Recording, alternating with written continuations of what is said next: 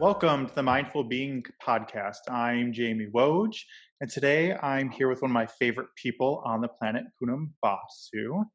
I've known Poonam for feels like forever. It has been forever. Um, we met in a art. No, we didn't. We knew each other before the Arts Collective. You did because you Yeah, invited me to the artist collective. right. So we were in an artist collective for together for a while, and then we've worked on a ton of projects together. Poonam is an actress and a dancer and a writer and a producer, and the list goes on and on and on. Um, Two of my favorite things about Poonam is one is she lights up any room she's in. She has the most just joyful energy. And my second favorite thing about you is that you seem to find strength in being open and vulnerable with both yourself and other people, which is what I've always admired about you. Because I think it's typical for people to, in situations where I think a normal person is very rigid and tries to show strength through power, you do it through openness and vulnerability, and it's always just beautiful to see. And I think very mindful. So I guess my first question is, can you tell us a little bit about your mindfulness journey and kind of how it began? Wow. Okay. First of all, thank you so much for those lovely compliments. I was caught off guard. I feel very seen. I really, really, really appreciate that. That very much touched me. My mindfulness journey. I feel like there's so many different places that I could start, but I think for the purposes of this, I think um, I've been really reflecting on the last 4 to 5 years. So I think that that will be a really good place to start. Um, I went through something that I call my dark ages. and I think it was such a necessary part of my life because sometimes you need to go through the darkest things that you could possibly go through in order to kind of come out the other side and really not just appreciate what you have and who you are and your strengths and weaknesses, but also to kind of really develop that empathy muscle. I feel like as actors and artists, we're already, empathy is a part of our skill set and is kind of naturally a part of our skill set, but that doesn't mean that it's not something that we can continue to work on and strengthen as we go. And I feel like for me, a lot of what I credit my mindfulness practice to is one is my artistry, but two is every time there is darkness or hardship or challenge, I come out with a certain level of wisdom and understanding um, that I hope just helps me on my journey to become a better person. So for the last 4 or 5 years, I was in probably the worst place that I ever was in my life so far, and it's really incredible. I've been reflecting on it a lot during this 2020 madness that we've been in, just how far I've come, and all the different tools that I have in my tool belt to kind of not just have sympathy and compassion for others, which for me comes a lot easier than having sympathy and compassion for myself. But the last few years going through all of that, I think has really opened me up to the importance of self love, self compassion, self forgiveness, which actually only strengthens how much you can really love and have compassion for and forgive others. Um, did I answer your question? You did, yeah. Well, it's fascinating because I wonder if it's an artist thing, or if it's just a thing we both share, and it's why we've become such close friends. Because I feel very similarly that I'm much more of an empath, which makes me much more empathetic and compassionate to other people than to my own issues. Mhm. And I still do this a little bit, but I used to do it a lot when I was younger, kind of before I started really practicing mindfulness, but I used to kind of avoid empathy for myself by being more empathetic to Yes. other people, which internally felt like I was being empathetic. But now when I look back at it, it wasn't true empathy because it was selfish in a way that I was doing it not to truly be empathetic to other people, but to help myself. And it was probably a combination of those two things. Yeah. Um, It's yeah. never perfectly clean, right? Like there's always layers and layers of things that are happening. But I would say that I think one thing that natural empaths tend to have problems with is turning it upon themselves. And I think um we could go in forever to dissect the psychology or the sociology or why that happens. And I love digging into that kind of stuff. But I think for me, like where I am now in my journey is so beautiful to realize how much more powerful our compassion and empathy can be if we can take that and turn it upon ourselves, which is the scariest thing to do because it makes you feel at first like a bad person. Like you're like, oh, this is really selfish, like this is not how it works. But actually, like you need a little bit of selfishness.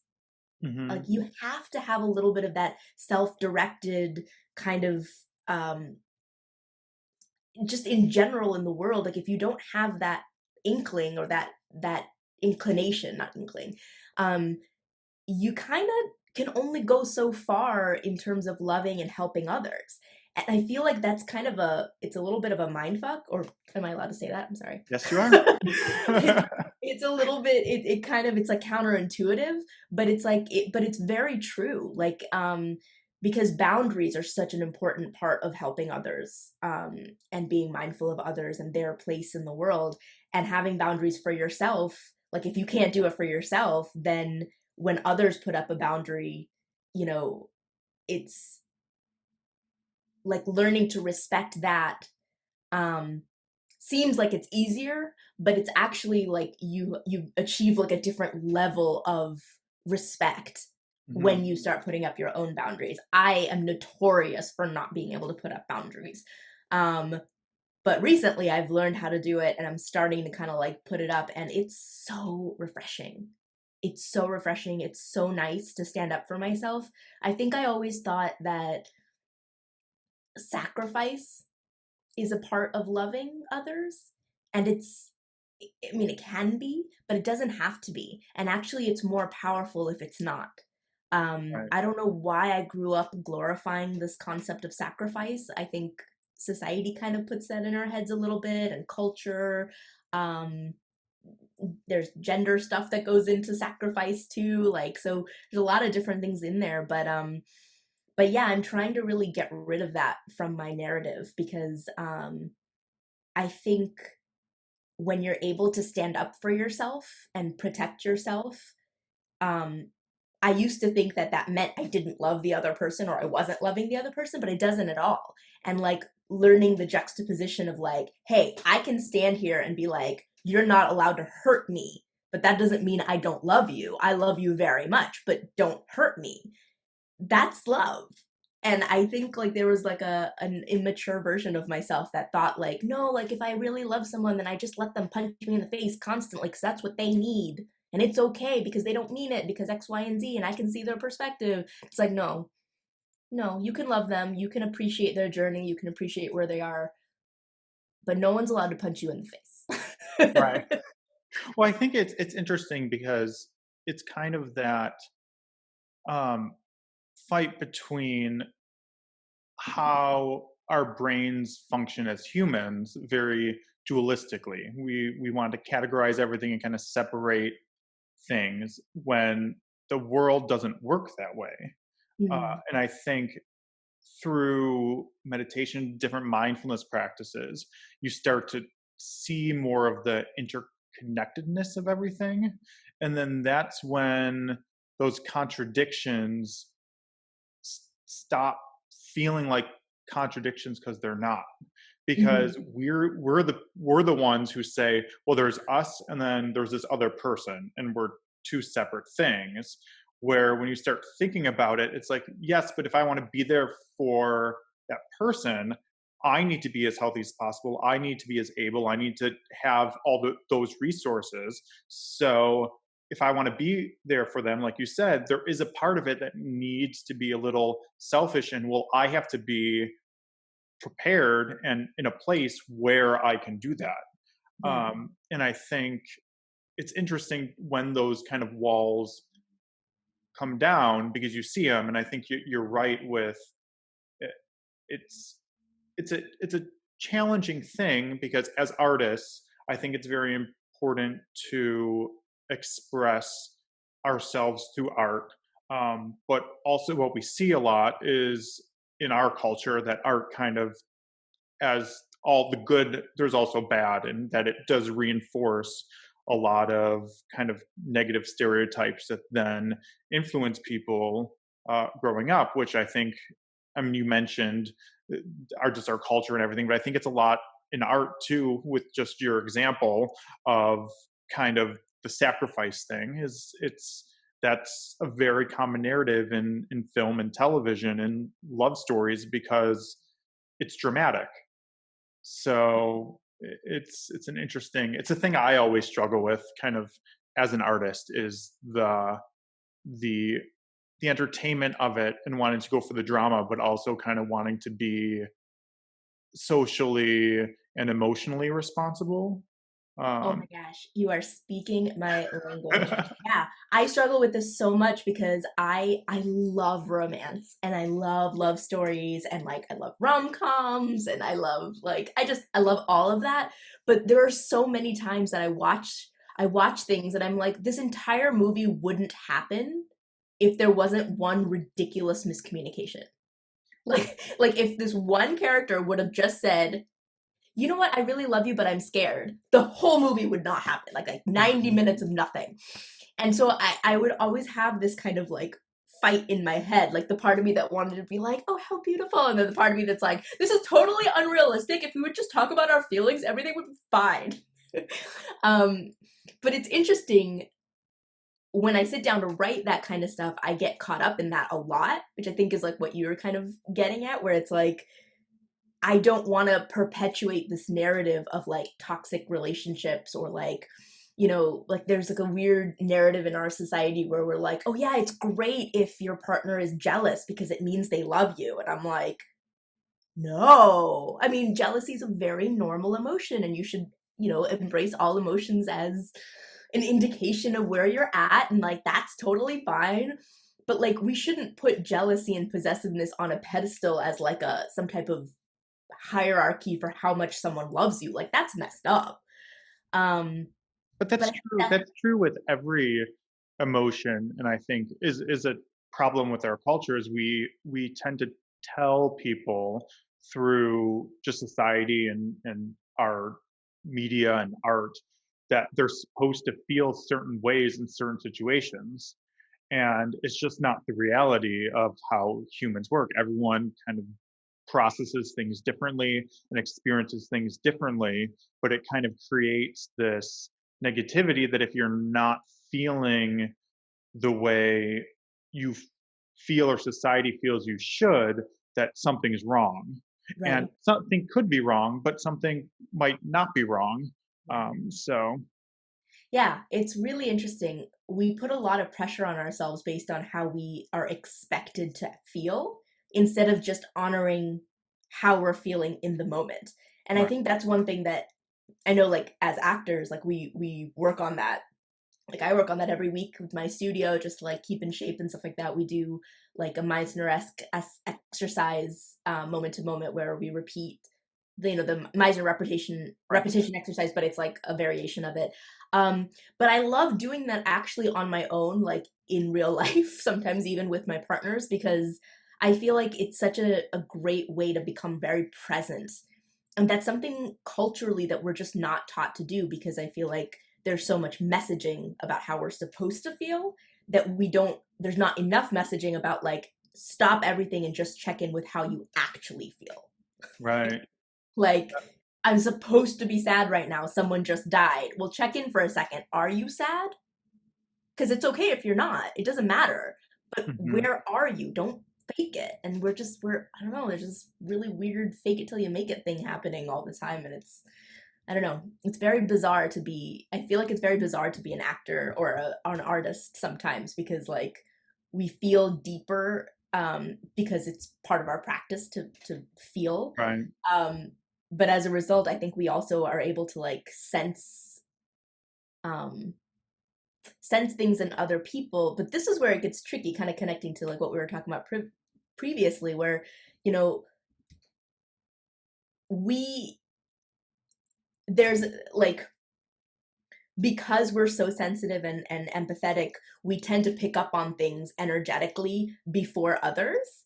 But if you tell someone something that they're not ready to hear, that's also really bad. So it's like honoring yourself and how you're feeling and your perception, but also honoring where the other person is in their journey and whether they're ready to hear or not, or how they're experiencing it. Like, that's also so important. And I think for a while I was like, oh no, like I know what you're going through. And so like Mm. let me just help you. But if they don't want my help because that's not where they are, I need to like respect that.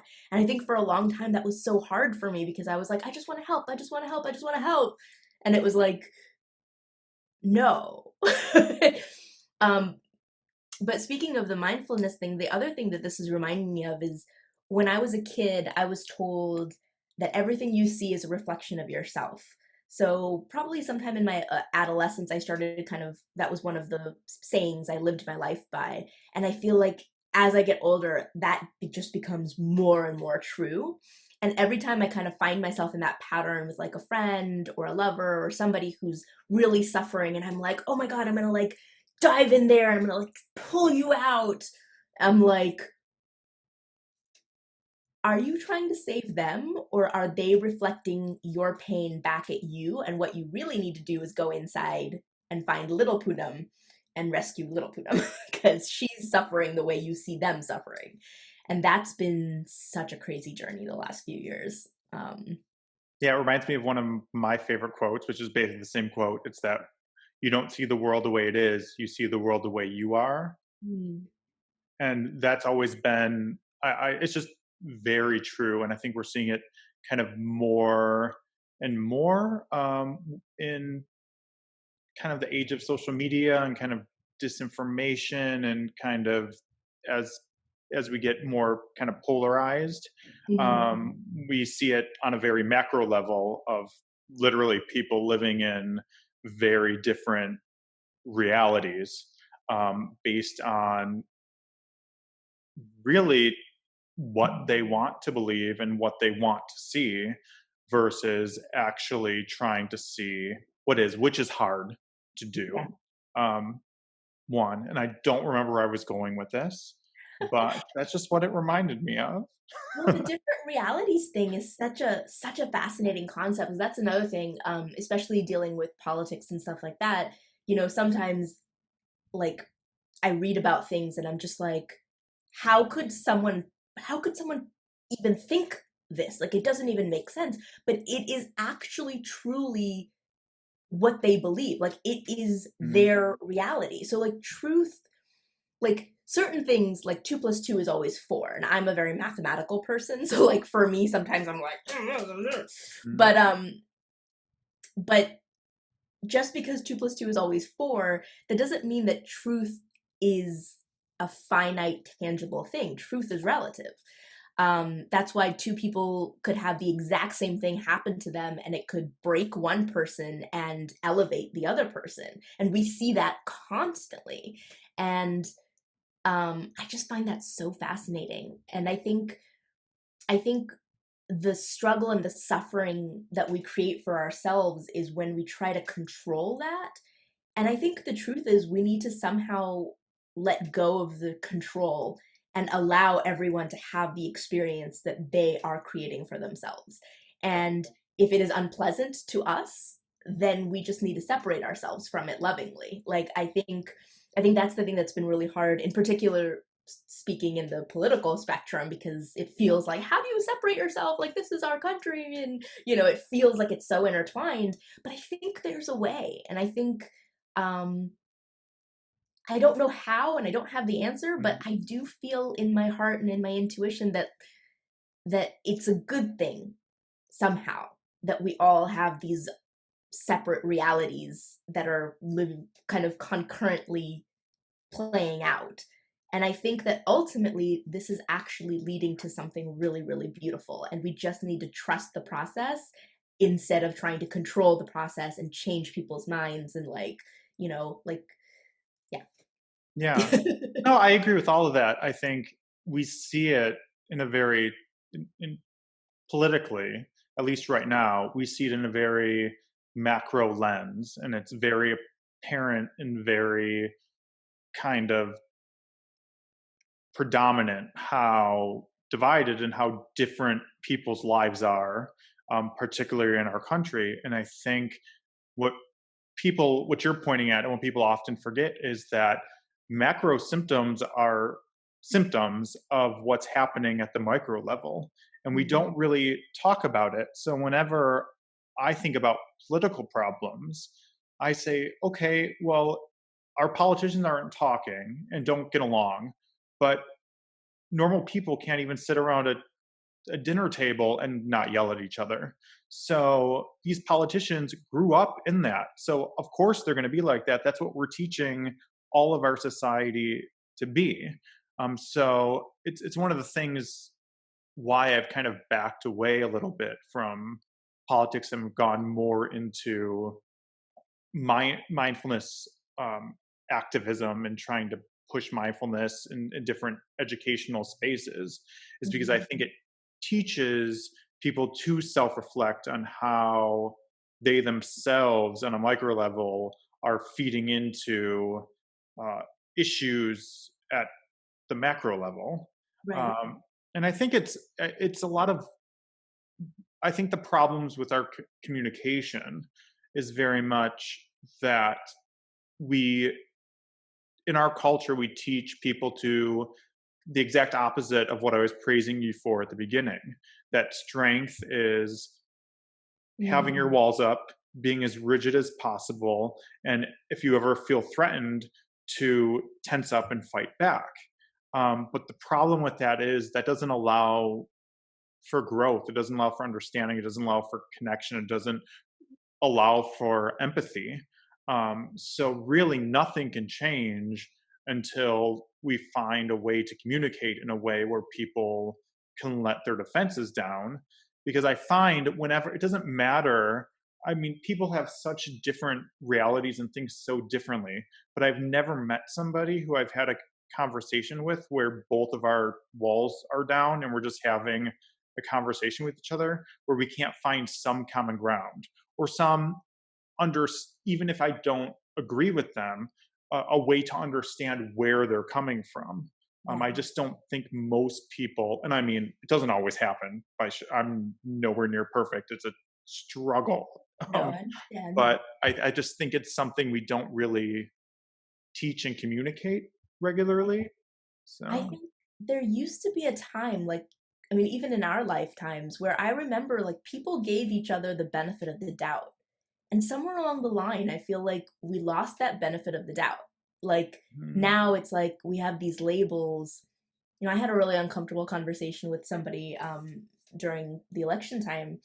It was a friend of mine from high school who was on the opposite side of things from me, and but we were still social media connected, and and he said something really weird to me that I thought was very weird, which was you're never going to understand where I came from, and I'm never going to understand where you came from, so we should just not talk about it. And I was like, that's like the opposite of me. Like I'm like, I want to know. Like I want to know where you came from. Like if there's like I love information. I love like I feel like learning more about where you came from, why you feel the way you do is only going to help us come together. It's not going to tear us up more. Like I mean maybe there'll be a moment in the middle where I'm like that doesn't make any sense and you're like that doesn't make any sense. Of course there's going to be that, but like we can't be afraid of that. I feel like our fear, like, there's so much fear. all the time. And I feel like, that's why I find family dynamics so interesting. Like people, like I've always felt a little weird about the whole like blood is thicker than water thing, but I'm kind of Me coming back too. around. You too? Yeah. But I'm coming back around to it in a weird way because I'm like, the one thing I do like about the whole blood is thicker than water thing is the benefit of the doubt thing. Like, you will be a lot more hesitant to cut out a family member just because of that concept, because they're family. And you would give them more opportunities to fix themselves than you would someone else. And I was like, Mhm. not everybody's like this, but I'm just speaking in very, very broad strokes. And I'm like, what if we applied that to everybody though? Like, what if we just always gave everybody the benefit of the doubt? Like, you know, not to get, this is like such a political thing to say, but like, but one of the most controversial things is like being pro-choice or pro-life, right? And like I am definitely a pro-choice woman, um but I have so much sympathy for the people on the other side because I truly feel like the one thing at the cornerstone of our conflict is the misunderstanding of what a fetus is. And I have so much sympathy. Like, if you truly believe that this is murdering a baby, well, fuck yeah, I get it. I get why you're freaking out. That's terrible. Nobody wants to murder babies. Nobody wants to murder babies. Like, of course. So, like, I get that from my heart. I'm like, I get that. But it makes me wonder, how come how come we don't hear the other side ever saying that? How come we don't ever hear the other side go, hey, like, what if they're not murdering babies? What if it is just a cluster of like 8 cells that came together and formed a blastosphere? And hey, it's true. We don't help moms out when they have the baby. And how are they going to get the money to pay for the kid? And what about welfare and money and education and like all of those things that for life of the child and like you know what I mean? Mhm. It's like I think about these things from the other side all the time, and I'm like, yeah, I get it. I get why the other person is freaking out, I think but what I also get that it's not murder. So right. I think what happens, and I think I think it affects really everybody in our society, and I don't know if it's always been there or if it's something that's been created by social media and the prominence of having an endless supply of information and not really the proper education to decipher that information. But I just feel like it comes back to that fear. I feel like we live in a society where we're taught to, in a lot of ways, operate from fear, and that if there is no fear, something's wrong with you. I Mhm. think that's what it comes from. Because my frustration with that particular topic, plus every other political issue, is that there's no dialogue. There's just always screaming at each other, and you don't have the meaningful conversations about, well, what are you worried about and what are we worried about, and is there a middle ground? Because with the abortion debate, I don't think the vast majority of people want there to be endless abortions, right? I think it's Nobody. I can people. confidently say 100% of people don't want endless abortions. Right, but there's no conversation about truly about, well, at what point are we on all on the same side, right? Because if we can all agree no one wants abortions, then why isn't there the dialogue of, okay, you think there should be none, and you think, well, there's women who need them, and then what can we do then to say, okay, well, let's try to reduce them as much as possible without putting women in vulnerable in families in vulnerable situations, so that everybody, there's just, I feel like so many of these issues, there's we'd have much better solutions if we actually were mindful with each other and Yes, tried to talk. But I do think there's also the part that the political structure doesn't want that, um, I agree. because it's not profitable. It's not all these things we've become accustomed to. So they kind of form the the premise of the bickering, and then it's a cycle that's very difficult to get out of. I do believe though that I feel a massive shift happening in that in that spectrum. I feel like a lot of a lot of these things that have been in place to keep us apart are beginning to break, which of course causes Right. more chaos at first. But I feel like people are starting to like kind of they're like it's like unavoidable that they're like listening to each other in a weird way. Like they're like hearing the other side and they're like, I don't want to hear this because fuck, it's logical. You know? But I do think that there's a little bit of that going on, which is, you know, and go back to the macro micro thing, it kind of causes this like inner chaos because you're Hmm. like, I believe this, I'm a good person, I know this to be true, but then there's like the seed in your head that's like, but I also kind of get the other side. And I would love in if we could like expand I mean, I think everyone's mindfulness practice is expanding, but I would love for everybody to kind of get to the point to understand that like we are complex creatures that are so capable of so much simultaneously. Like we're capable of sadness and happiness simultaneously. Like we're capable of anger and intense love simultaneously. You know, we're capable of so much. It doesn't have to be one or the other. And I Right. feel like that's another thing that people are really afraid of is just the feelings. And it's like it's okay. Like your Hmm. feelings are just your feelings. Let them flow through you. Like, you know, it actually hurts more when you trap them inside of you. They're meant to flow. Right. Um, but I feel like the conversation around this is changing. It does bring me hope. I feel like this is coming up more and more, and it could just be the circles that we run in, of course. Like we're artists, so like this comes up a lot. But like I don't know. I just feel like a major shift in the air, so it gives me hope. I agree completely, and I think part of it, I think what a lot of people forget, I don't know if they forget. I think it's hard because we live in a time where a lot of people are suffering. There's a lot of poverty. There's a lot of hurt. There's a lot of segregation, racism, all these things.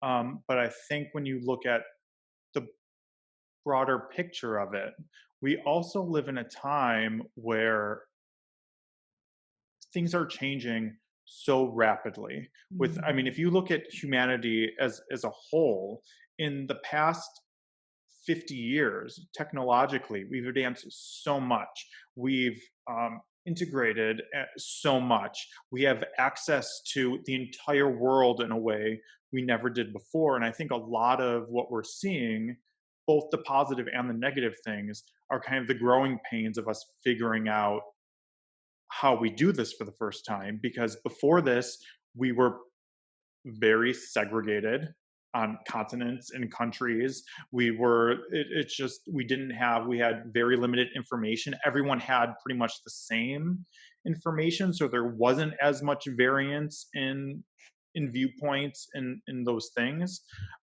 So I agree with you. I think it's kind of growing pains, and it's awful that people have to suffer through those growing pains. But I do think that there's hope that we're going through it, Yeah. and going through it is better than trying to stop it or refusing to go through it. Yeah. Yeah. I mean, I think the BLM movement is a wonderful example of this where it's like we're, you know, something like it's been around forever, right? Obviously, Right. like we've all, you know, gone to marches years ago. Like it's not like this year is like the first time, but something is different about this year. And I feel like we're just at the beginning of a major, major shift. And it's gonna be a lot of work and a lot of pain and a lot of growth, but ultimately, like, this is where we need to be in order to Right. get to that next phase. So it's not a bad thing. And, you know, I say that with, with a lot of compassion. Like, I'm not saying that like, oh my God, let's celebrate. Like, this has been a very difficult year. And, this is a very, very dark, deep subject. And I definitely want to honor, you know, that whole community, like the whole, like, it's, it's really intense. Um, and I don't want to make light of it, and I don't want to minimize anybody's pain by saying like, "Hey, it's great that we're going through it." That's not my intention, but I do think that um, everybody is on a different level of understanding that journey, and I Mhm. think for those of us who can have patience to explain and help our brothers and sisters along, we should. And for those of us who are like, I am done, I am tired, I'm whatever, I think there's space for all of us. And I think that's what's kind of been cool about this year is like we're hearing all the different things, all the different levels of frustration, all the different levels of despair, hope, um, or even like there are so many people that are just coming around to it, which is I find fascinating because it's been around this whole time. Mhm. um but I think it's really beautiful to watch it, like, just like step way back and kind of watch all of it happen. It's like it's really beautiful. you know I think it just brings me a lot of hope, um Mhm. because there's also the concept of like getting it perfectly right that I think we need to get rid of in our society. That's another, I think, aspect of mindfulness is like perfectionism, not just in the spectrum or in the political spectrum or anything, but just over everything, individually speaking, in terms of education and children and everything. Perfectionism is so toxic. Um, and I feel like it's all kind of breaking now because we're all beginning to live in this like gray area, which is where we belong. Everything is gray. There's no black Mhm. or white, like in any way. It's just like this is where we live, and everyone has different levels and experiences and understandings, and that's beautiful. Mhm. Um, yeah, I think it's really, but it is very scary. I think in terms of mindfulness practices, meditation really scares a lot of people, but I'm really loving how it's become almost normal. Mhm. Like you hear about like people doing like guided meditations or like recommending meditations constantly nowadays, which was even like 2 or 3 years ago was not a thing. Right. But I think that's really beautiful. Yeah, I think it's interesting because as it's getting more broad, mindfulness and the various in its various forms, I think people are starting to realize that there is things that work for them and there aren't, because I think a lot of people think, oh, it's meditation and maybe yoga, but they don't realize, there's calligraphy, there's archery, there's a whole bunch of martial arts, there's tai chi, there's forms of dance that are meditative, there's all these ways Mhm. to build a mindfulness practice. And for me personally, I find that the more variety there is for me, the easier it is for me to bring what I experience meditating on the mat or doing yoga or doing Iedo or Budo or whatever I'm doing, to bring it into my life. Mhm. Where at, at the beginning, when I was just meditating, um, I was having a lot of breakthroughs while I was meditating, but sometimes it was very challenging for me to learn how to take it out of that time and to actually bring it into practice in my life. And the more different activities I started doing, um, that trained my body and my mind to be mindful, the easier it was to kind of bring it into my life. And now you start to realize that anything you do really can be a mindfulness practice as long as you're being mindful while you're doing it and your attention's on that. Mhm. Well, I think mindful is basically a synonym for presence. Hmm. It's about the present moment, and I think meditation is just like, as you said, there's just one way to kind of bring you into presence. It's, people have some weird misconceptions or misunderstandings, or I shouldn't say misunderstandings, just different interpretations of what meditation is or should be. But ultimately, I think it just brings you, it just centers you, it just Hmm. brings you in. And if it's not working, I think there's a bazillion ways to center yourself and to bring you into presence. I know I suffer from anxiety, and there's an anxiety technique of like when you're about to have a panic attack, if you don't have, other tools available, one thing you can do is focus on colors. So like if you're about to panic, you're like, pink, pink phone, pink, and then like really look at the color pink, and then you're like turn to something else and be like, okay, green cup, green, green.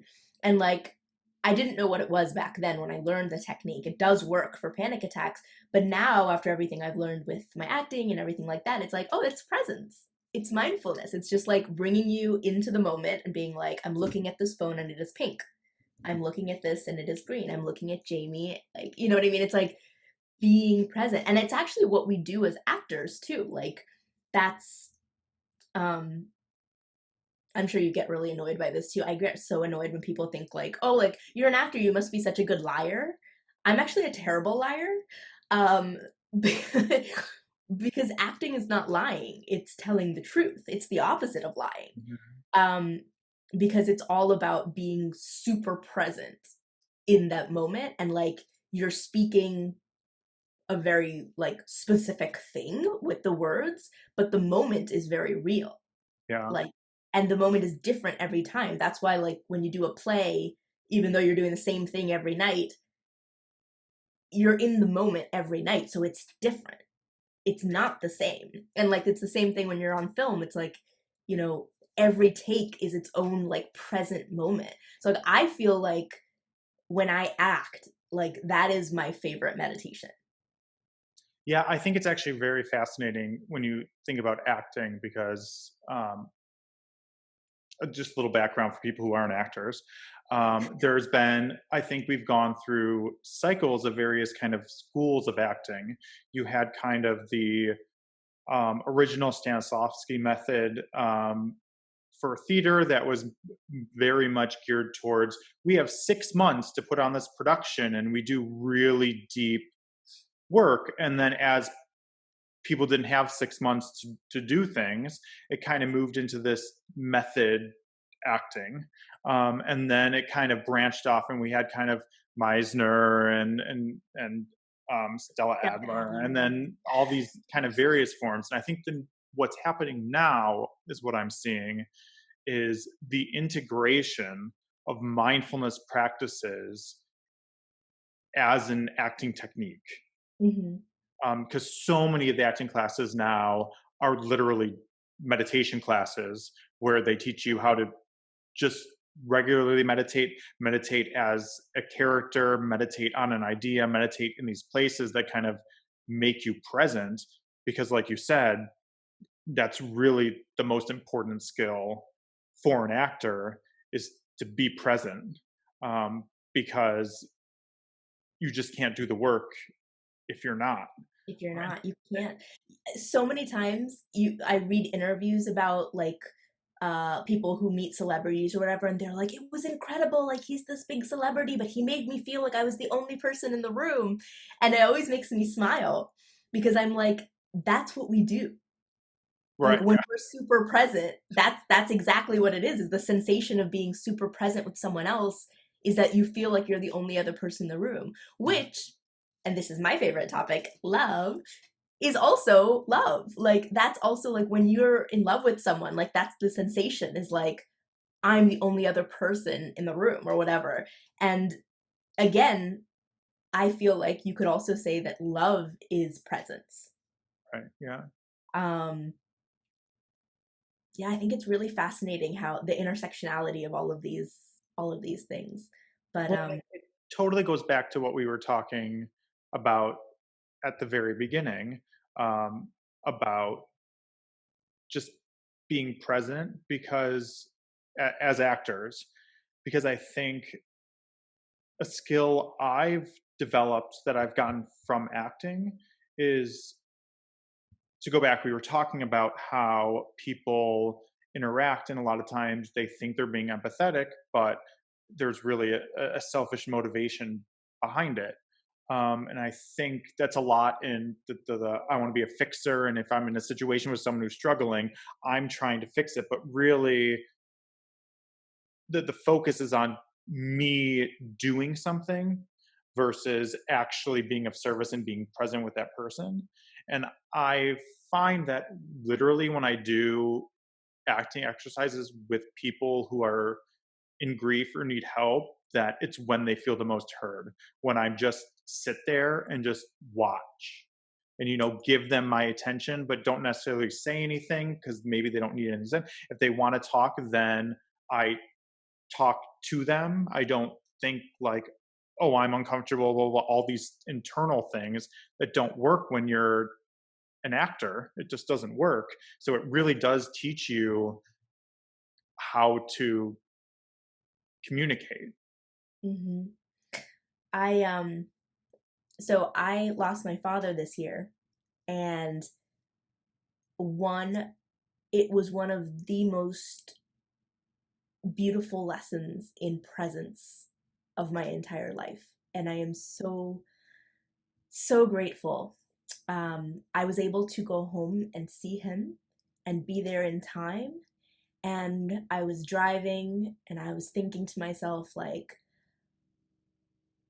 what do I want to say to my dad, like I because I knew it was gonna like it was time, you know, so I was like I knew what I was going into, and I was like, okay, what do I have to say, like so many thoughts of like I'm not where I want to be in my career yet, and like I haven't gotten a chance to like show him all these things, and I'm driving and I'm thinking, and I walked in the door and he lit up when he saw me come in, and he was like Poonam, and he recognized me. My dad had dementia, so I wasn't sure, but he was present enough at the end that he actually recognized all of us still. But he recognized me and he lit up like a light bulb when I walked in the door, and I realized in that moment my presence was enough. I didn't need to talk to him about anything. I didn't need to explain anything. I didn't need to, you know, somehow like prove my worthiness that he should be proud of me or anything. I didn't need to explain anything. Like, and it was the most present I had ever seen him in my life, in his life. And it was the most present that I have ever been. And I just I just wanted to sit with him. And that's pretty much what I did. I sat with him. I, did some mantras and slokas. I played some like Hindu slokas and stuff like that on my phone for him, and I just sat with him. I brought my dog Henry with me, who is like so understanding, and he hopped on the bed and just like knew what was going on too, and it was just so lovely to see him also caring for my dad, and that was it. Presence, pure presence. That was all that mattered at the end. Um, and then when there were no words, when he was not capable of words anymore, you know, and it was so like I was there like watching him fighting not for his life but for his death. And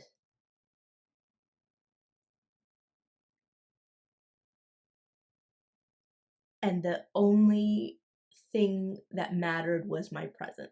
Like it was just so and I was so proud of myself too, going back to like the other stuff that we are talking about, like, it doesn't mean you don't love someone if you're like angry with them or if you have to like protect yourself or whatever. Like, if there's other people that, don't have an understanding of what's going on, and we're like, like, you're gonna get better, you're gonna feel better, you're gonna come through this. And I would just be like, stop.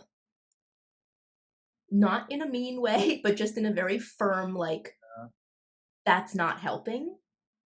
I need you to stop, go away, and just be. Come back into the room when you can just let him be, because that's all he wants. And Yeah. I wonder how life would be if we started treating people like that all the time, not just when they're at death's door. Yeah. Yeah. Well, one, thank you for sharing that. And two, it's interesting because I lost my grandmother this year, and it was very similar. And the few things of what you said that it reminded me of is it is fascinating how I think it's such a common thing I hear, and pretty much in every death I've experienced, there is that weird thing in you where the first, not the first thing, but one of those things you do is you say, "Oh well, yeah, are they proud of me? I didn't get the success I wanted. I didn't get to show them this. I didn't get to do this," and it's this weird mentality because then when you're in it, none of that matters and it's just the presence. But then the next thing happens and we redo it almost, and it's just an interesting thing because the experience was a very similar, um, and I think too that uh, it's just interesting because I think I work as a standardized patient. For those who don't know, it's basically medical schools will hire actors to portray various kinds of patients to help train medical students. And it's one of the most rewarding things I do. I love it. Um, and one of the great things they do is they teach empathy. And I say that to people sometimes, and they're like, "That's not how do you teach it?" There's a lot of like kind of weird looks at it, but they're very much teaching them to do exactly what we're talking about. It's not to say I'm sorry because that's a judgment. It's not to say you should feel this way or don't feel this way. Do feel this way. It's none of that. It's I noticed that you look a little upset. Is everything okay? Do you need to talk about something? And then as they share, seeking understanding. I think for me, mindfulness has two aspects. It is all about presence, but I think within that, I like to point out that it's presence requires a desire to seek understanding versus judgment. And I think we naturally, as people in the society that we live in, operate from a place of judgment, even when we don't realize we're doing it. And I think in those moments where we truly operate from understanding are the moments where the most present and the most healing comes for both ourselves and the people we're interacting with. Yeah, I know what you mean. I know exactly what you mean. The phrase that keeps coming into my head is hold space, which I feel like I've only recently started using on a regular basis, but I just love that phrase so much. Like, instead of that impulse to fix or that impulse to like solve the problem, just to like step back and be like, I hold space for where you are. Mhm. And like, there's so much strength and safety in that. Like, I'm making space for all of you. Like, give it to me. Like, is it anger? Is it like, what is it? Like, I'm here and I hold space.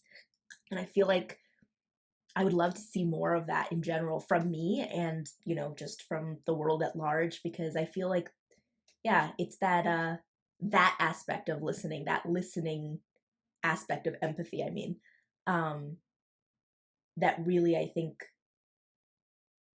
is the missing piece, you Right. know? But I think ultimately we all are fixers, and I don't think there's anything inherently wrong about fixing. But before you can truly fix, I think there needs to be understanding. And sometimes it's not about the fixing. Sometimes like most of the problem goes away just by holding space. Right. Yeah, I too like it's interesting too because I in certain situations my instinct is to be a fixer. I think mostly with people I'm very, very, very close to and feel very comfortable with. Um, but people who I don't feel 100% comfortable with, which is a lot of people, um, my instinct is to retreat because I find the situation overwhelming. And I think part of it's being an empath that when they're going through something, I'm hyper aware, so I don't want to say the wrong thing. I don't want to do the wrong thing. I don't want to cause more pain. But then I'm also aware it's this whole cycle because then I'm aware, but if I don't say anything, am I causing more pain? If I do sit like what? And then I go into this place and I'm making it all about me as I'm doing it, but I'm not, I'm trying to make it about them. And I've really struggled with that. And even in my mindfulness practice, I wasn't necessarily learning how to do that. But it's just interesting. I think my mindfulness practice allowed me in my standardized patient work to see what we were teaching and be able to recognize it and then apply it. Um, because what was happening was I was with these doctors and I'm playing these different patients. Sometimes they're delivering cancer diagnosis. They're telling you a loved one's going to pass away. They're just some of it's mundane, and I'm starting to realize like certain things they're doing are really affect me. Things don't, and sometimes they really calm me down, and sometimes they they don't. Because it's interesting. It's an interesting thing because it's all improv. We have the script of our history and kind of how we're feeling and where we're basically at, but the doctor is completely real. They know it's a simulation, but because it's improv, uh, you feel it very deeply. Mhm. Um, and what I was starting to realize is when people would say, "Oh, I'm sorry," or certain things, I wouldn't respond well. And I was realizing none of the standardized patients would respond well. But there were certain things that they would do when they would say, "Oh, you look a little frustrated, or you look a little upset. Can you tell me more like about what you're feeling?"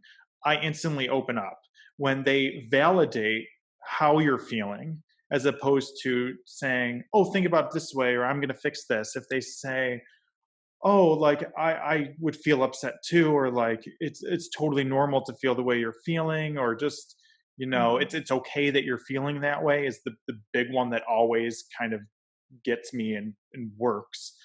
Mhm. um and you just start to realize kind of what statements are very about the other person and healing versus are actually judgmental, and you not realizing it. Because I mean, like, just I'm not saying it's always bad to say I'm sorry, definitely not, but saying I'm sorry is a judgment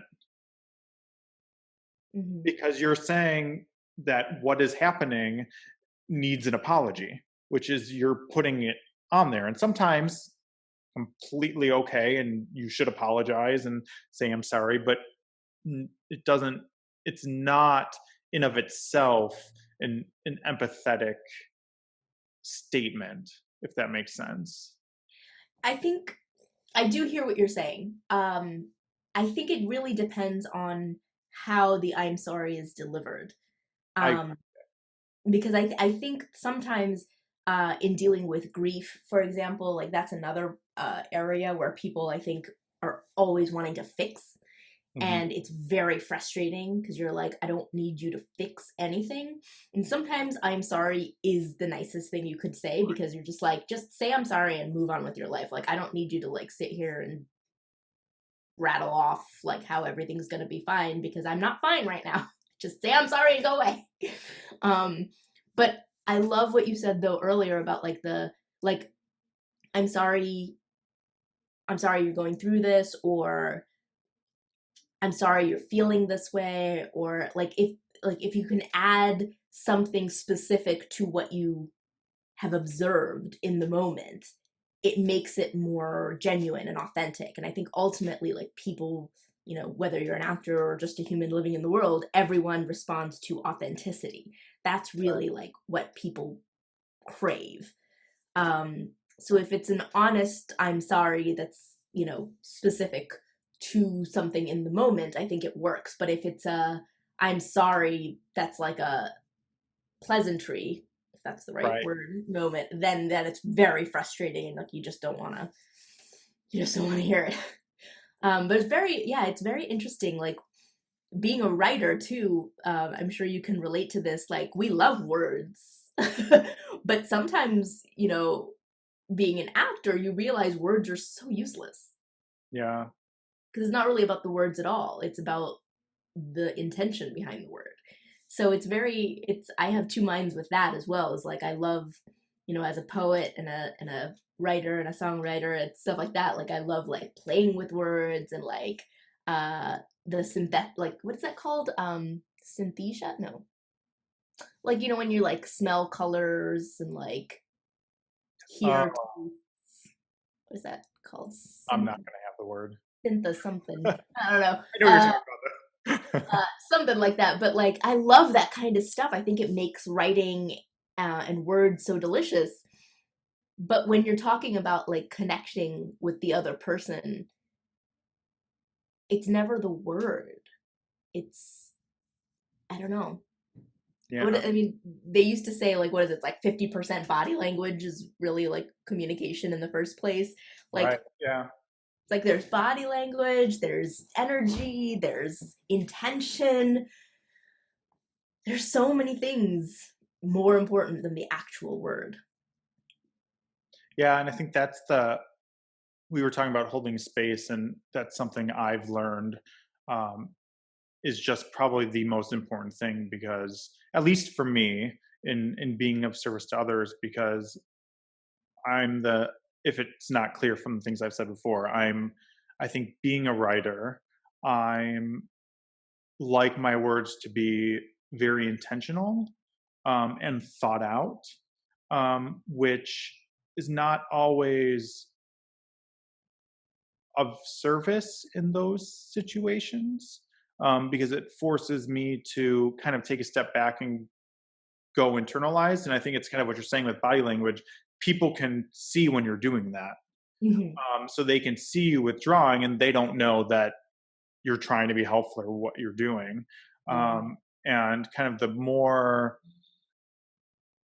mindfulness I practice, the more I'm just realizing, yeah, it's a trust for me. It's here's I'm giving you the space. I'm here. I'm present with you, and I trust you to tell me what you need. And I've not been in a situation where I've done that and that hasn't happened. If that person just needs to talk, I'm there and they start talking. If they need me to give them reassurance, it becomes very clear, because they'll phrase things in questions, and it's very clear that they're trying to get me to say something.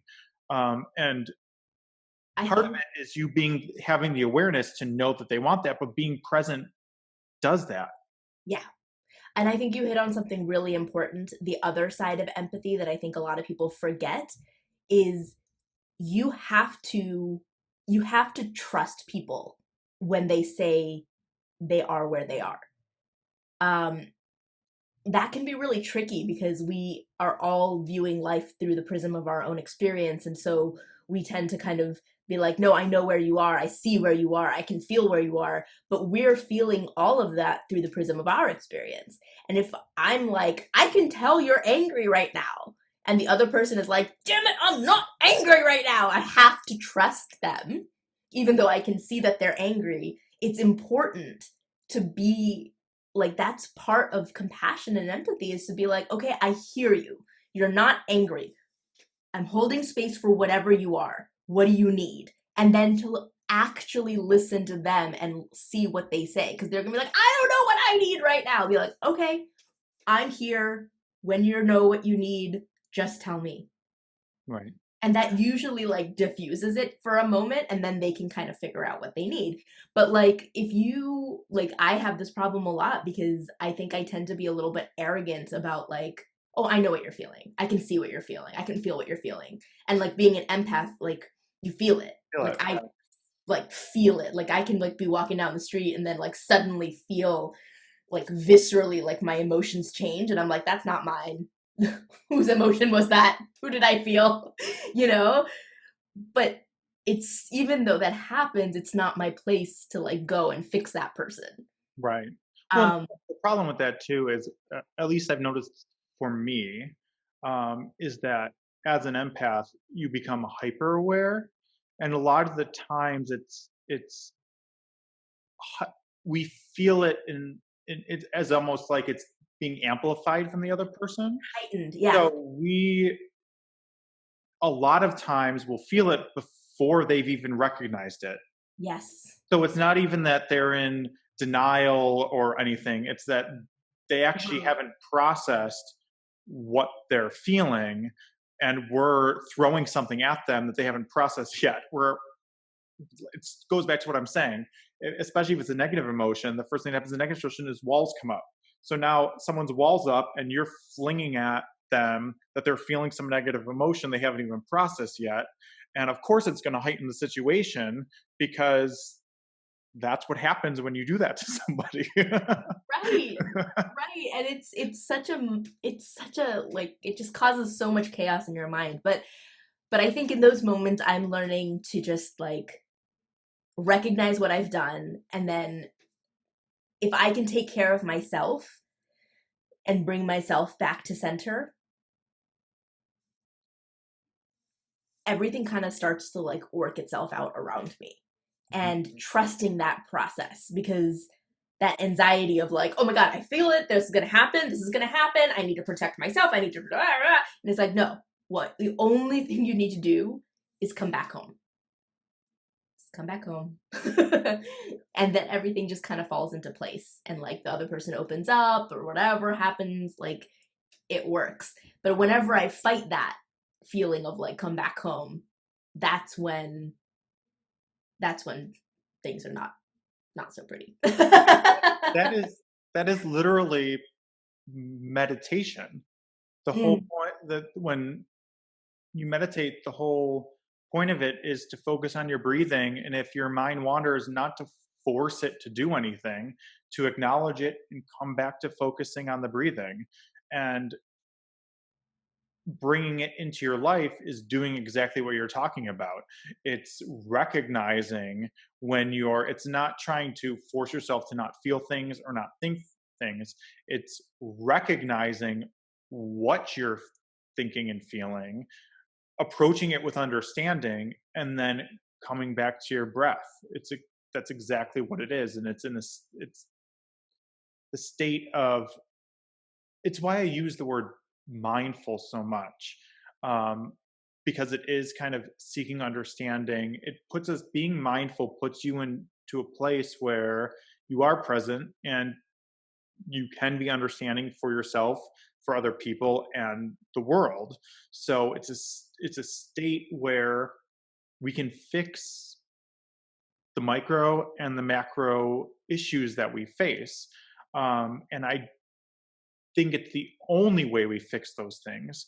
I don't really see an example where those solutions to problems that are productive and positive happen in a non-mindful state.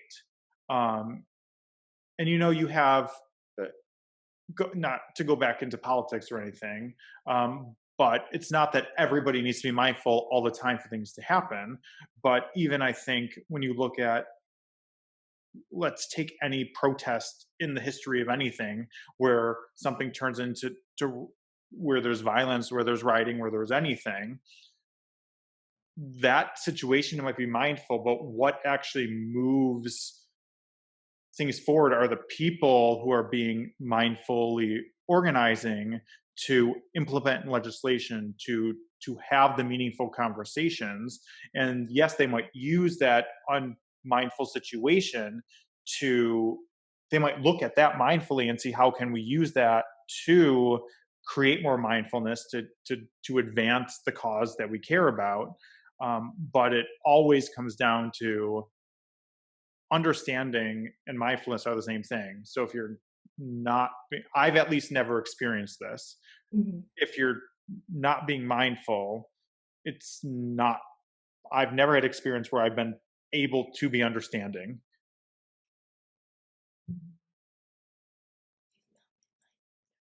Okay. I was like, hold on. Yeah. No, I see what you mean. Yeah, At like least you I've never had that have experience. to be mindful in order to reach understanding. Right. Right. I see what you mean. Need Yeah. understanding to find solutions to any problem, whether Mhm. it's internal or between two people or political or global or whatever it is. You can't come to a solution without understanding. So, Yeah. And I think, and it is, I think you said this, but like it has to, like, you have to be mindful of yourself first. Like you also can't jump over that step of like understanding your inner galaxy mhm, before you start to like try. Like, I mean, I feel like many of us are like, oh my God, like we want to help the world, like everything is, but it's like until you organize the chaos of your own galaxy, you can't be an instrument of organization for that around you. right, Um, and I think, you know, self care has become like kind of like a trend somehow, which I kind of love, but I also like worry a little bit sometimes because I'm like, I feel like it's being, what's the word? Not fetishized, like it's being trivialized. right, Like it's like self-care is actually so vital. And yes, sometimes it's like a bubble bath, but sometimes it's also like removing yourself from people or situations or jobs or living situations. Like sometimes it comes down to like those kinds of things that are actually quite big changes. But until you start taking care of your internal world, you really can't be of service. right. So anybody who wants to be of service in this world, like, I hope you have a good self-care practice. Like a real one beyond bubble baths. Well, it's interesting too because all of this, it's all tools, right? Any mindfulness practice is a tool. Any self-care practice is a tool, and the benefit is in how you use the tool. And I think that's kind of what you're pointing at with, sometimes it's a little challenging when something becomes mainstream because people forget that it is just a tool, and people can abuse a tool. People can use a tool that's meant to create mindfulness to create the opposite. Mhm. And I think I definitely see that in there's kind of the two sides to self care. I see it as truly being mindfulness practices to care for yourself so that you can better operate as a part of the collective whole. But also there's the capitalist side of it that kind of makes it ego driven. Um, so it's interesting within the practices and the tool because there's always kind of that dynamic too, and why mindfulness is so important because it's about checking in with yourself and seeking understanding and questioning why you are doing something. What checking in with yourself, is this aligning with who I am? Is it not? Is this actually serving me? And by serving me, am I able to serve other people? It's about that constant kind of reflection and dialogue and understanding of self. and that trust, like I know sometimes there are so many things, like there's that should problem, like, oh, I should do this, I should feel this. But I think there's space, and the world is big enough for all of us to have our own journeys in this. So like I think for me, like a big one is vegetarianism. I would love to be a vegetarian or a vegan. But I tried it for a few years. My health took a really bad dip. I got really fat. My mental health took a dip, and I was not doing vegetarianism in a very healthy way. But my lifestyle at the time, and even to a certain extent now, doesn't really allow for it. And I realized that I can be of service to myself and others better when I am healthy and taking care of myself. And for whatever reason, that requires animal protein at this point in my life. And I'm like, so I'm going to make the choice to do that for me. But it took a lot of like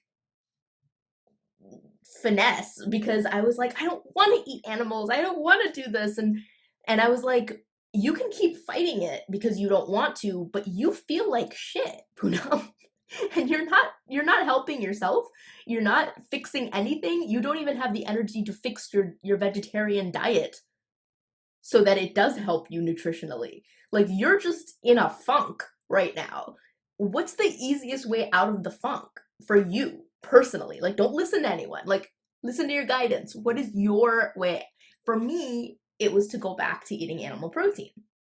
And I try to be as mindful as I can in terms of like what I purchase, how often, and all of that. And like once I kind of got my health and nutrition and everything back under control, I started to like eliminate and like be more careful about when and how much and what products and things like that. Um but it was such an interesting journey to go through that, and it really gave me a lot of compassion to kind of realize, like, you know, it's easy to judge people when you're like, oh, like this person like thinks they're so spiritual, but like, I don't know, they're using Palo Santo and there's like no Palo Santo forests left because everyone's eat, like, whatever the fuck it, but at the same time, it's like, if you know that this is a tool that works really effectively for you, it feels really good and it resonates, and you don't feel guilt or shame or negativity or whatever, you should use the tool. Forget the world, forget the shoulds, forget everything. If it feels good to you, that is your body, your intuition, your heart talking to you and saying, this is your tool in this moment right now, use it. Mm-hmm. And like that is so important, because we get in our heads so much, like there's so much information about like, this is bad, this is bad, this is bad. Not to say that they're wrong, they're not necessarily wrong, and I do like wish, again, like vegetarianism is a perfect one for me. But at the same time, it's like listening to, like, there's your mind intelligence, there's your heart intelligence, but there's also body intelligence. And I think people forget, like, your body, your physical body has intelligence too. Like, it holds memories, and like your body talks to you all the time. It's amazing. And people forget that your body is like, it's not just like a meat suit you're here in. Like, it's a part of you. And I think we all have our own thing to listen to about that. And I think it's important not to judge others on whatever journeys they're on in terms of like what they need in the present moment, and important not to judge yourself. Like, if you need something, your body's telling you need something, or your heart or your mind or whatever, give it to yourself. Yeah. And I think too, it's important to recognize that if you are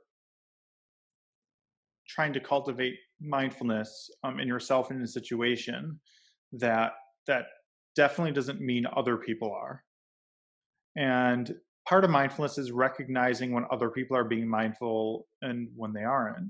And I think a lot of people aren't, especially when you deal with issues like you're talking about with vegetarianism or any kind of political kind of anything. And it's just recognizing that, like you've said multiple times, there's room for people to do things many different ways, and what's you have to be of service to yourself to be of service to other people. And I look at it, I kind of mentioned it earlier, in I got a lot of negativity when I was backing out of kind of my political activism. Just a lot of people trying to shame me. And I was very clear about what I was doing, that I wanted to focus on mindfulness outreach and mindfulness education, because I think the problem is it's easy for us to talk about this in concepts, but the reality is our culture doesn't teach people how to do the things we're talking about. And if we taught it at a young age, it would be natural. But because we don't, it takes decades and effort, and it's a constant journey for us to find it. And I just had to realize that this is what's important. And I think that helping people be more mindful is is our best chance to really change things politically in the way I want to change them. And I have to just, believe that that's where I'm at. And this is how I believe I can be best of service. And I can't let other people, they're not even being, I know their intentions are in the right spot, and they're doing what they believe is them being best of service. And it's okay. It's okay if you doing this and you going to protest and organizing those things is the way you want to do something, and I'm over here, because at the end of the day we need all of it. Yeah. Me teaching people mindfulness is not going to change the political process by itself, Mhm. and you organizing some rallies isn't going to do it by itself.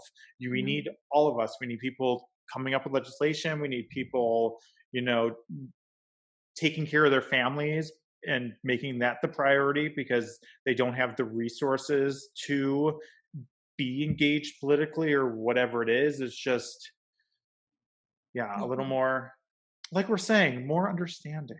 Yeah. And I want to say that I think I'm very proud of you for doing this and for listening to yourself and for following your guidance into, a path that feels really resonant with who you are, because I think that's when the whole world starts to really like work at its best capacity, is when we're all, I hate the word selfish because it has such a bad connotation, but when we're all selfish enough to listen to like what feels the best to ourselves, that's when the whole world begins to Right. move forward, kind of reminds me of that TED talk about like the choreographer who like couldn't sit still in class and people thought there was something wrong with her, and then the principal was like, there's nothing wrong with your daughter, she's a dancer, and then they put her in dance school and she became like this world famous choreographer. Like how many choreographers just got stuck with like ADHD pills when they were a kid and like Right. never became what they were supposed to become, because you know what I mean? Like we Mhm. put these like judgments on people and we're like, you should do this, you should be that, and like, I'm like anybody who's Asian, it's like you should be a doctor or an engineer, and it's like, you know the more of us that have like come into like ourselves and like whatever random path it is that feels right is right. Mhm. It is. It's just, it's right. And I think that's when we start seeing things really really shift, when I all of us agree. start doing this. So I'm really proud of you. I think really glad you're doing it, and I think you're going to see a lot of good stuff come out of I hope so. Thank you. Yeah, I think, and we can wrap up soon. But it. I think it's fascinating because uh, it really is that the breaking down the duality, right? Because it's not being selfish for yourself. It's a level of selfishness so you can be of service and connect in positive ways with everything you're connected to.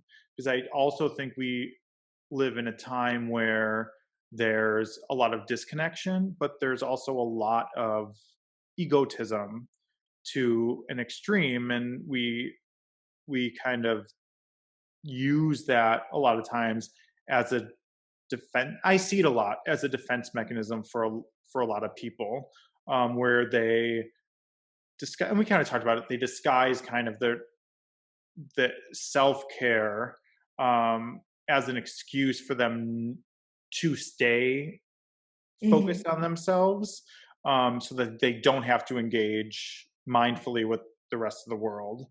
Uh, Mhm. yeah, and it all just comes back. It's to what I was saying. It's tools.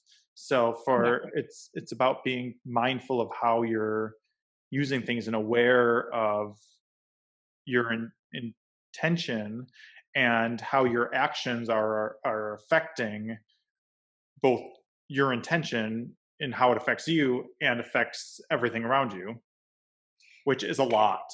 I think it's also important, like, this is another thing that I'm starting to kind of accept about the world, like, not everybody wants to be of service.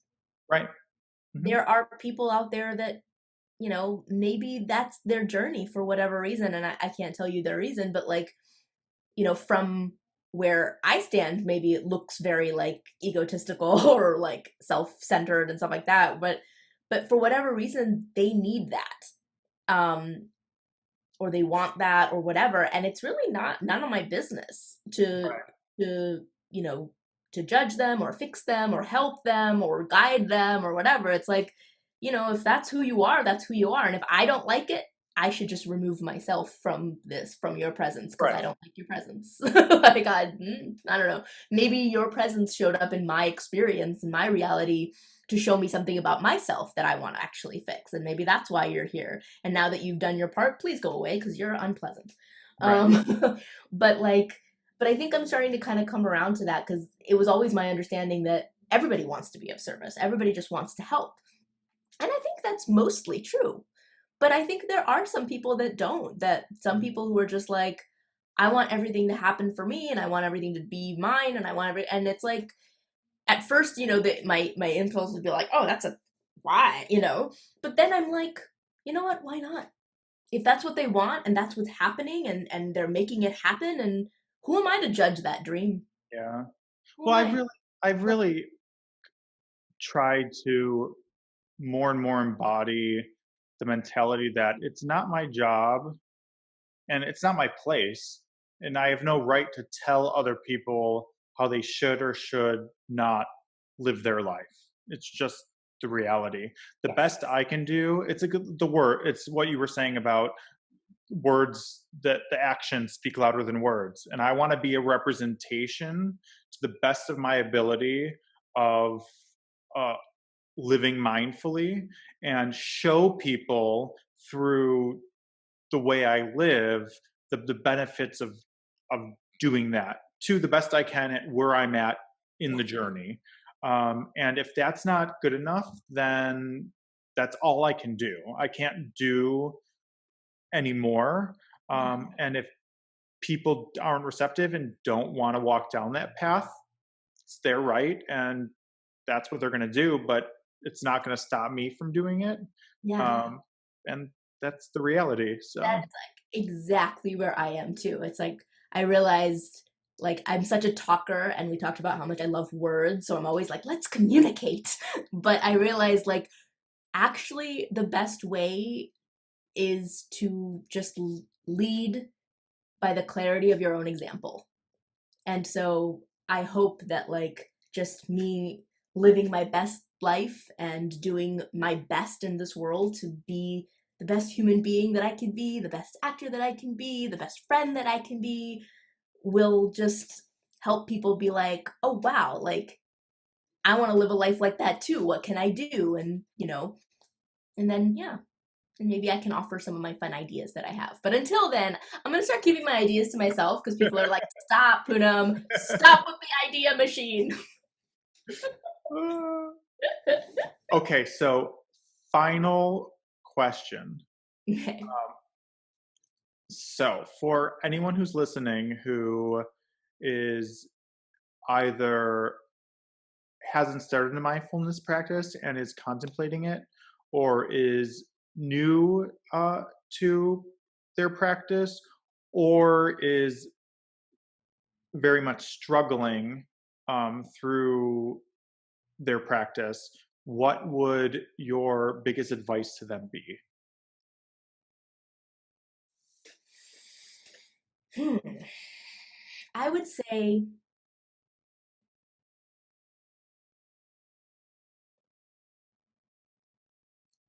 keeping it as simple as you can. Like when you're first starting out, or if you're struggling to maintain a practice, go back to the basics and keep it bare minimum kind of things. Um, some kind of thing in the morning when you first wake up, whether it's just a meditation or just a breathing practice, like focusing on your breath. Or I love the breathe in through one nostril, close, breathe out through the other nostril. I love that practice. It's very cleansing. Doesn't take very long either, but it's a nice, easy thing. Set an alarm for like a midday, just um something. I tend to be like this because I'm a writer, and I'm like, and my alarm goes off, and I'm like, oh yeah, shoulders down, deep breath. Where am I? I'm in this room, okay. And it's like literally 30 seconds. And then before you go to bed, like a gratitude list, like just 3 things that you're really grateful for, and just be honest about it, because the words don't matter. It's the true feeling of gratitude that matters. Even if it's just like, I'm grateful for this pillow. I think that really, really helps. And those, if you do nothing else, I think just those 3 small moments in your day will have a huge effect. Yeah, I had my high school music teacher always said, simplicity is elegance. Mm. I've always loved that quote and try to adapt it to everything I do. Um, yeah. So if people want to connect with you, where can they find you? You can find me on Instagram at I am Poonam Basu. It's POONAMBASU. And that's also the same for, I don't really use Twitter, but it's the same for Twitter, and it's the same for TikTok. Nice. This was so fun. I'm so glad as we go into 90 minutes long. Wow, has it really been that long? And I knew we were going to because one, I knew that we were going to probably focus on relationships and grief because eh, for the audience that doesn't know, we have a short film that's doing festival run and we just had the premiere last night. And we had guest speaker, Dr. Joshua Black, who's an expert in grief dreams. And Amazing. he gave the most incredible Q&A. Everybody was crying. Everyone was So in good. their glory of a therapy session. It was beautiful. So I knew we were just going to go there because we were still reeling. But Yeah. thank you so much. Thank you for having me. This was great. And thank you for everyone who's listening. I'll see you next time.